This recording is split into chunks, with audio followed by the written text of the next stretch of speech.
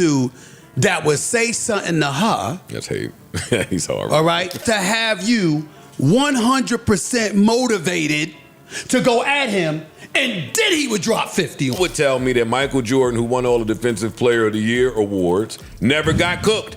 There are legends in sports, and then there is Michael Jordan. His name does not just belong in the conversation of greatness, it defines it. Whenever stories surface about him, they are rarely about ordinary games or routine performances. They are about moments when he decided to dominate, moments when his competitive drive became the stuff of basketball folklore. Stephen A. Smith has often been one of the loudest voices reminding us just how unique Jordan's mentality was. In this discussion, we dive into his detailed breakdown of how Michael Jordan could drop 50 points simply to prove a point, and how that mentality set him apart from everyone else who has ever stepped on a basketball court. These are not just highlights of a career. They are glimpses into the mindset of a man who refused to be anything but the best. Make sure you subscribe to NBA Showdown and turn on notifications because you do not want to miss the stories that bring the game to life the way we do here. Stephen A. Smith begins by painting a vivid picture of the intimidation Michael Jordan carried with him onto the court. This was not a vague kind of intimidation. It was the direct and unshakable fear that Jordan would do exactly what he said he would do. When he decided he was going to drop 50 points on someone, he would go out and make it happen. That is the rare combination of intent and execution that very few athletes in history have possessed. It is one thing to declare dominance before a game, but it is something else entirely to follow through with a performance so overwhelming that it leaves opponents mentally defeated. This was not about random scoring explosions either. It was targeted, calculated, and often personal. The mental warfare began before the first tip-off and extended throughout the game as Jordan systematically dismantled defenses. The message behind Stephen A.'s words is that Jordan's greatness was as much psychological as it was physical. He used fear as a tool, but that fear was not rooted in empty threats. It was rooted in a history of him doing exactly what he promised he would do. Players knew that when he set his mind to dominating them, there was no hiding, no slowing him down, and no way to avoid the humiliation that was coming. This made preparing to face him a nightmare because even before the game began, the outcome often felt inevitable. In the competitive world of professional sports, where athletes pride themselves on confidence, Jordan's ability to shake that confidence before the game even started was an advantage few could match. Stephen A. is essentially telling us that Michael Jordan's legacy is not just about numbers on a stat sheet. It is about how those numbers were achieved and the aura that surrounded every single one of those legendary performances. Fear that Jordan would instill in you because he was the kind of person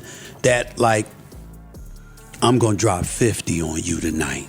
And he would do it. Stephen A. then highlights a very specific aspect of Michael Jordan's decision-making process when it came to games. According to him, Jordan was not always motivated in the same way every night. The deciding factor often came when he saw the opposing star player he was about to face. That visual confirmation seemed to ignite something in him, almost like flipping a competitive switch. This is important because it shows how personal competition was to Jordan. It was not enough for him to simply go through the motions. He wanted a reason, a challenge, a target to conquer. Once he identified that target, it became a mission. In the high-pressure world of the NBA, stars often prepare mentally for certain matchups, but Jordan took that preparation to a different level by channeling his competitive drive toward individuals. When Stephen A. describes this, it is not just about who Jordan was playing against. It is about how Jordan mentally positioned himself to dominate. He could look across the court, see a player who was getting attention, respect, or hype, and decide in that moment that he was going to completely shut them down or overshadow them. This mindset meant that the better the opponent, the more dangerous Jordan became. It also reveals why his performances in big games against big names were so consistently spectacular. He did not shy away from the challenge. He welcomed it as fuel for his competitive fire. In essence, Stephen A. is showing us that for Jordan, basketball was more than a sport. It was a personal battleground where every matchup was a test of pride, skill, and mental toughness, and he refused to lose those battles.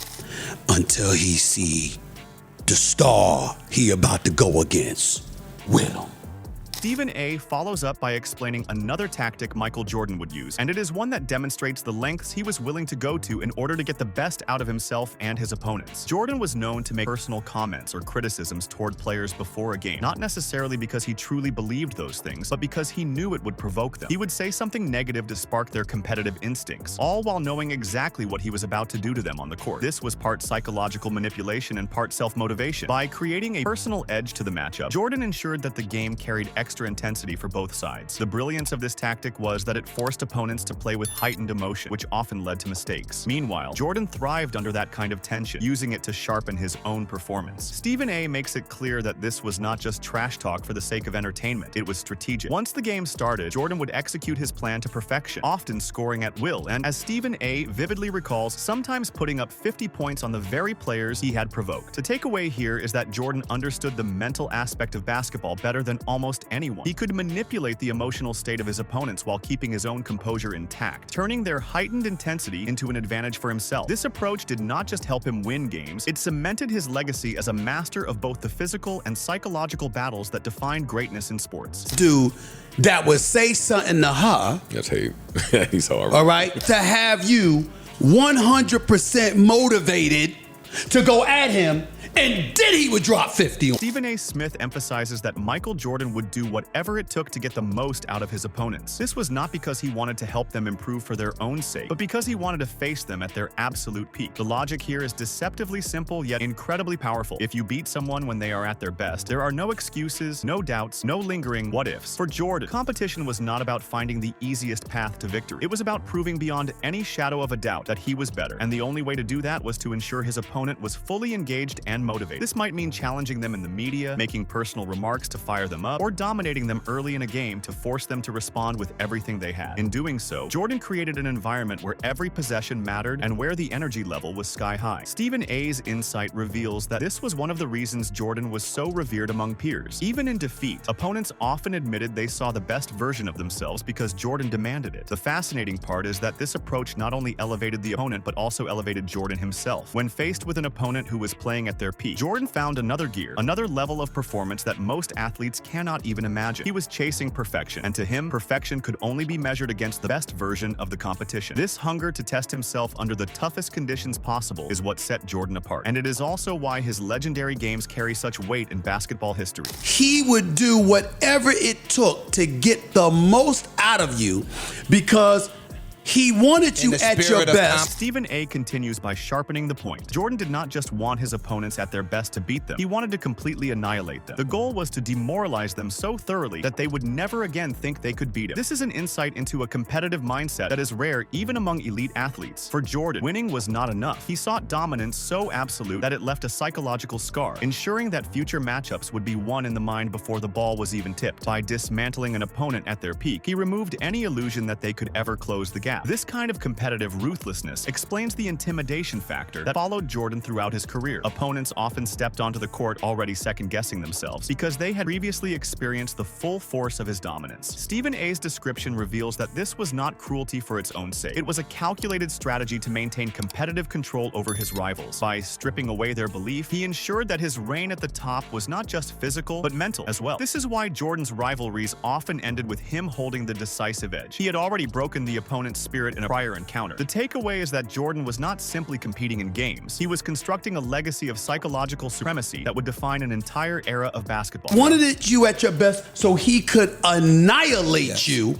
and completely demoralize you from ever thinking you could fuck with him again. Joe Budden introduces an interesting perspective in the conversation by questioning whether Michael Jordan would have been the same player if he had to face some of today's most athletic and skillful opponents. His point challenges the idea of timeless dominance by suggesting that certain modern players might have abilities that go beyond what Jordan ever faced. This sparks a broader discussion about eras in basketball and how comparisons across generations can be both fascinating and flawed. Budden's comment does not diminish Jordan's achievements, but instead invites a thought experiment. What happens when an all-time great faces talents that bring completely new dimensions to the game? The NBA today features players with unprecedented size, speed, shooting range, and versatility. Would Jordan adapt to these challenges the same way he did in his era? The implication here is that greatness is partly a product of context. However, history shows that Jordan thrived on challenge and adaptation, and his mental toughness would likely have prepared him to meet even the most extreme modern obstacles. Stephen A. would likely argue that Jordan's drive and work ethic were so unmatched that he would have evolved his game to dominate in any era. Budden's statement adds depth to the discussion by reminding us that while legends are defined by what they did, it is also worth exploring how they might fare under different circumstances. And for Jordan, that question is part of what keeps his myth alive. Would tell me that Michael Jordan, who won all the Defensive Player of the Year awards,